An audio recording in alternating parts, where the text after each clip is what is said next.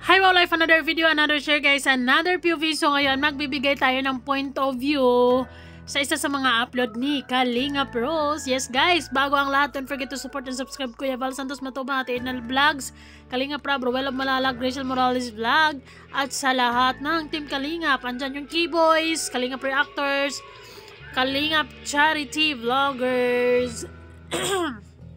And of course guys, ang i-highlight natin ngayon ang vlog ni Kalinga Pros na talaga namang nakaka-touch at napili ko si Kalinga Pros dahil nakita ko sa kanya yung dedication, nakita ko sa kanya yung sincerity sa ginagawa niya, nakikita ko sa kanya yung pagiging seryoso sa pagiging Kalinga vloggers niya, no matter what, kung ilan ang views niya. Kaya guys, sa mga hindi pa nakapanood sa Kalinga Pros, i-post nyo na yan, panoorin nyo na kasi magaganda yung mga uploads niya guys, at talaga namang ang sipag talaga ni Kalinga Pros na magbigay tulong, kahit mga simpleng tulong na maibigay niya, kasi maliit pa din yung channel niya, pero malaking bagay kasi talagang heartily given.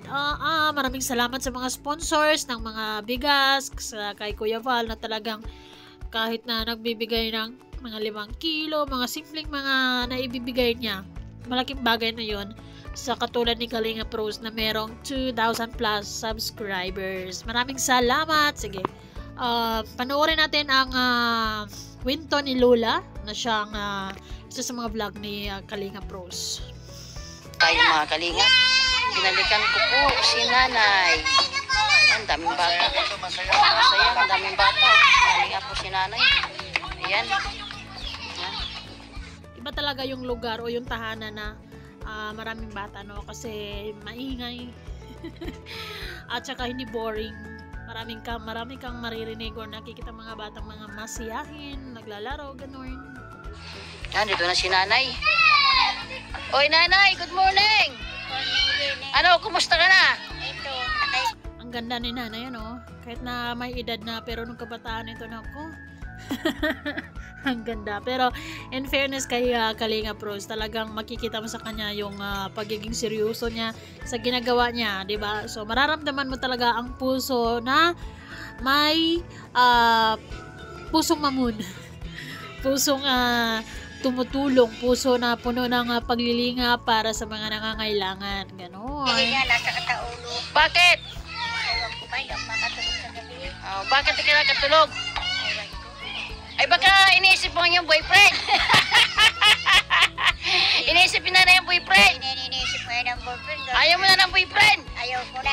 Ayun. Ang dami kong mga apong. Well guys, isa sa mga common problems ng mga may edad na talaga, katulad ng edad ni Lola, ay talagang yung mahirapan silang matulog. Kasi si Lola noon ganun din yung problema niya, yung tayong mga bata-bata pa, ang sarap ng tulog natin. Pero pagka tumatanda siguro ganun, ang aga pa nilang gumising, ang tagal pa nila matulog. Kasi daw, hindi sila makakatulog, hindi sila inaantok, ganun. At kung nakahiga naman ay hindi sila talaga inaantok, ganun. Yan, ewan na. Kaya nga, kumain na kayo. Hindi po. Kami nagsasaing pa. Ba, okay. Sino nagsasayang? Mga apo mo? Mga apo ko Oo. kadadating lang. Ayun Galing nga. yung bigas, galing sa baba. Oo. Ayun. Una na yung bigas, oh. Ay. Bigas. Yan, galing kay Ma'am Si. O, diba? Parang si Kalinga Pros, ganyan lang yung mga bigayan niya sa mga tinutulungan niya, yung mga 5 kilong bigas, mga simpleng groceries ang naibibigay niya. Sa abot lang ng makakaya at kung sino man ang gustong mag-abot ng tulong. At yun lang ang hinahatid niya. And understood, kasi malit pa naman yung channel niya. So, you can't give what you don't have. Siya yan. Salamat. Kahit paano nanay, pantawid gutom. At nanay, hindi lang ito yung una nating pagkikita. Mayroon tayong una, pangalawa, pangatlo, tuloy-tuloy yan. Basta may blessing lang, ipagdasal lang ninyo nanay na loobin ng Panginoon, kami bigyan ng kalakasan, may mga blessing kami. Sabi nga po nanay, bahagi na kayo ng aming buhay. Ano po? At dinalaw din po namin yan si tatay, na tuwan-tuwa din nga po. Yan, maraming salamat sa mga small charity vloggers ng Kalingap na talaga namang buong puso ang pagbibigay tulong at paglilingap. Ayun, mabuhay ang lahat, guys. Deserve ni Kalingap Rose na panoorin at deserve niya ng maraming subscribers. Kaya sa mga hindi pa nakapanood, ay naku, ibigay nyo na ang suporta nyo sa kanya para mas marami pa siyang matutulungan. Sure ako dyan. Paano, sabi ko, tatay, maliit man yan na bagay, basta importante po tayo ay nagpaparamdam ng pagmamahal sa ating kapwa. Ano po, nanay? Sana marami kayong matulungan. Ayun. Ayun, nanay, hayaan nyo po. Napanood na yung video ninyo. Malay mo po, napanood na po sa Kabikulan. Pagka isang araw ay may mag-comment sa inyo, sinabi ko naman po doon na sa mga mag-anak ni nanay, ganun. Basta ang ano ko lang sa inyo, nanay, sa Lord lang kayo magtiwala. Opo. At siyempre, di ba, tulad namin po ngayon, kami ginagamit kami ng Panginoon. O di ba, nanay? Ako nga, marami po kayong napaiyak doon sa inyo. Kaya naman maraming salamat talaga sa mga charity vloggers all over the Philippines or sa buong mundo actually, sa mga taong nagbibigay tulong sa mga nangangailangan. Malaking bagay talaga yan na makatanggap sila ng tulong na hindi inaanasahan kasi napakasayang tingnan nila na ayun, may hindi nila inasahan na blessings. Pero nakakabilib talaga si Kalingap Rose dahil talagang iba yung dedikasyon niya sa pagtulong niya talaga, no? Yun ang pinakamahalaga sa lahat. Sa inyong na kayo nga po ay nakakaranas ng ganun, sabi ko naman, hayaan na lang ninyo yung mga nanlalait sa inyo. Importante, nanay, mahal na mahal kayo ng Lord. At saka malay mo naman, nanay, para may ibuhay ng Panginoon na kayo ay ma-check up. Ano nga? Diyos ko Lord, yung mga bashers na yan, hindi niyan dapat pinagpapansin pa kasi kukulubot talaga yung loob mo kapag papansin mo sila araw-araw. Yung mga bashers kasi mostly, they're close-minded people and limited edition yung utak nila. Kaya kahit hindi naman ka bash-bash or instead of understood or instead of intindihin ng isang bagay or isang tao ay i-judge pa nila ganun. Dapat gawin sa inyo, nanay? Ano nang chichikapin sa inyo? Gusto ko lang po yung aking mata. Yung mata. Lumalabo utay-utay kasama aking tainga. Pag Opo. ako po ay nakapagbuhatag na ito. Opo. Ay, lagay niyo muna doon. Lagay niyo muna diyan. So yun guys, mahirap din talaga kapag kayo na nga yung sitwasyon mo, yung malabo yung paningin mo at apektado pa yung pandinig mo. Well, hindi ako doktor kung ano talaga yung nangyari dyan, dala ba ng katandaan or may diferensya, pero kailangan talaga ng check-up ni nanay para malaman yung dapat magpa-check up talaga siya sa specialist na mga doktor sa mata, yung mga ophthalmologist, ganun ba yun? Sila ba yun? Or mag general check-up na lang si nanay kung merong extra budget si Kalingap Rose. And hopefully may mga magbibigay kay Kalingap Rose ng extra dyan. Sino may extra dyan para mapacheck up na ng tuluyan si nanay. So guys, sa mga sa mga hindi pa nakasuporta kay Kalingap Rose, suportahan natin guys kasi deserve talaga niya yung suporta nating lahat. Salamat po. Ilang na nanay yan? Ilang buwan na naramdaman ninyo? Isang taon na ito na. Isang taon na. Habang natagal, palabo. Naglalakad lang ako pero talagang doon lang ako titingin sa akin daan. Naku, mahirap yun. Ako may saya, mga pong niya yung iba. Opo. Ay, ibig sabihin, nanay, hindi po kayo nag-check up. Pa nga naman. Kasi po mayroon nagsabi, kailangan daw ako check up sa mata. Opo. Nagpatingin po ako sa Maynila, dinala ako ng aking anak.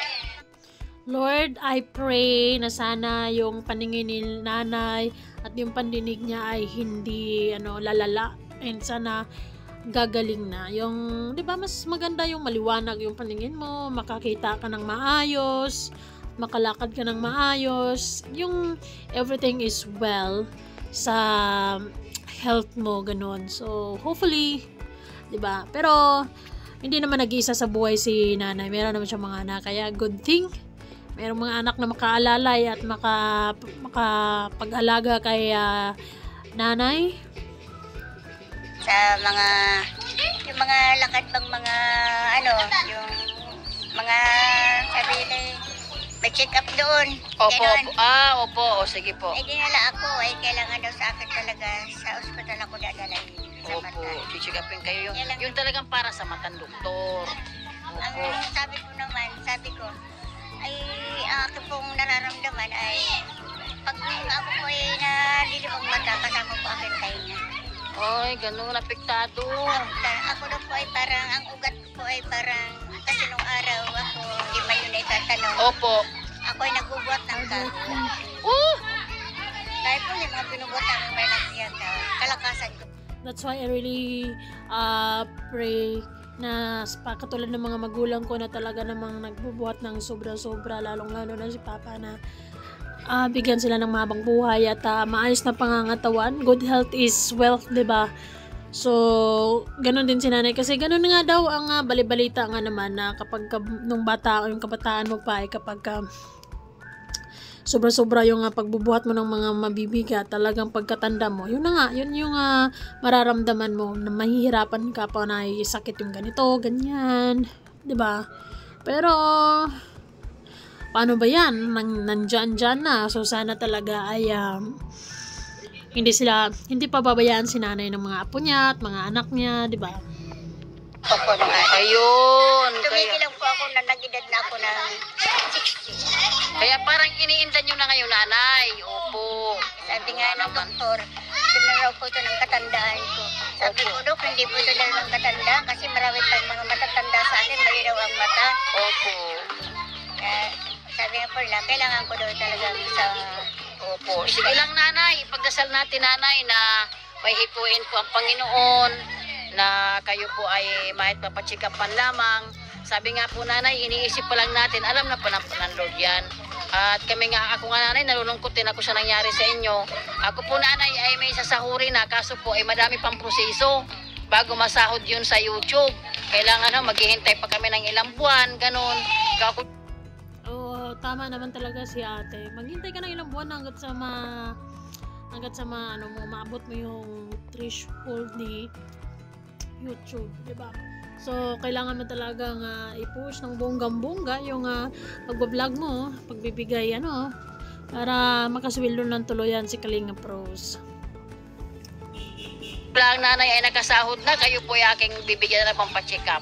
Pero huwag kayong mag-alala, nanay. At sa ating video ito, baka may hipo. Ngayon pa lang may hinihipo ng Panginoon sa inyo. O, diba? Ganun pa man, nanay, nagpasalamat kami sa Lord kasi po ay may hinihipo ang Panginoon na mayroon kami kaunting bigas na dumating sa amin. Amin pong binabahagi sa mga tao. Kanang sa gano'n naman po, nanay, ay ang katulad ninyo, sabi nga po, maliit man yan, ang importante po, kami po ay bukal sa aming kalooban ang pagpunta sa inyo. Ano ho? Sa true lang. Ang mahalaga naman dyan is buong puso yung ginagawa ni Kalinga Pros, yung pagbibigay niya ng tulong, yung bigas naman na binibigay niya talagang 5 kilos, ganon. Maraming salamat sa mga sponsors na talaga namang nagbibigay sila o inaabot nila ng tulong para makakabalik si Kalinga Pros sa tinutulungan niya, ganon.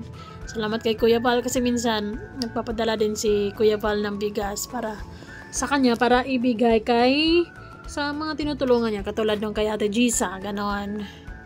Ayan, ituloy mo lang yan, Kalinga Pros. Marami ka pang matutulungan at 'di ba, mas lalaki pa yung channel mo at mas lalaki pa yung sahod mo, ganon, para mas marami ka pang matutulungan at mabibigyan ng pag-asa. Ano masabi niyo, nanay? Ako po nagpapasalamat sa inyo dahil kayo po ay marami natutulungan. Nabibilang na po ako doon sa inyong tinutulungan. Opo. Sana po ay marami pa kayong matulungan. Opo, Na gaya nanay. namin mahihirap. Ay, oo, nanay. Talagang yun po. So, ayun na nga, guys. Sa mga hindi pa nakapag-subscribe kay Kalinga Pros, once again, please do subscribe Kalinga Pros dahil deserve talaga niya yung suporta natin, guys, dahil talaga namang napakasipag at kakaiba ang dedikasyon niya sa pagbibigay tulong sa mga tinutulungan niya. Maraming salamat sa mga simpleng pagbibigay mo ng grocery, mga bigas na yan, malaking bagay na yon. Ayun. Sana mas lalaki pa yung channel mo, Kalinga Pros. Ayun. Maraming salamat at ituloy mo ang mga magagandang nasimulan mo. Salamat, guys. Thank you. Bye po!